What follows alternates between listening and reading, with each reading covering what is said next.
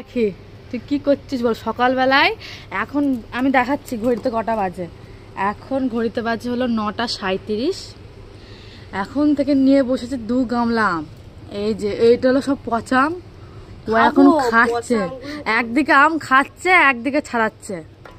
ওরে বাবারে, এটাই হচ্ছে মেন। হ্যাঁ তা আম কি, তুই আম কি করবি বল? এই নেবা এক বন্ধুরাও দেখো এত আম খাবে, তোর কমেন্ট করে বলো এত আম কে খায়? ও হলো গরু, গরুর খাবার ও খাচ্ছে। পচা আম দেখতে পাচ্ছ, গামলা নিয়ে বসেছে আর খাচ্ছে। দেখো খাবো আবার না, তো কি করবি বল?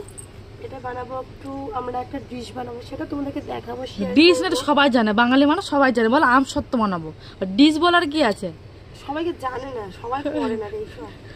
আমরা গরিব মানুষ, আম সত্য কিনে খেতে পারি না, তাই জন্য তো এখন আম সত্য বানাবেন, আম সত্য বানাবো। তারপরে রিভিউটা পড়া দেবে কিরকম কি হলো না হলো, তাই তো? খাই দেখে বলবানি কেমন হয়েছে, পরে কমানি। ঠিক আছে, আপনি এখন চলে এসো। আপনি এখন তাহলে আম ছাড়ান। মাছে লাগছে না আর কিছু বলবি? না বন্ধুরা, আমি এখন কাজে ব্যস্ত আছি। আবার পরে যখন এর পরের স্টেপটা পরে দেখাবে আবার। এখন দেখিয়ে দিই, চটকা দেবো। আমটা এরকম করে রেখেছে, তারপর চটকা, কিন্তু মাছি ভিড় করছে, কিছু করার নাই। এটা তো টেস্টি, মাছের মুখটা দেবে হেগে দেবে, এটা তো টেস্ট হবে বেশি। ঠিক আছে, টাটা বল, টাটা। টাটা।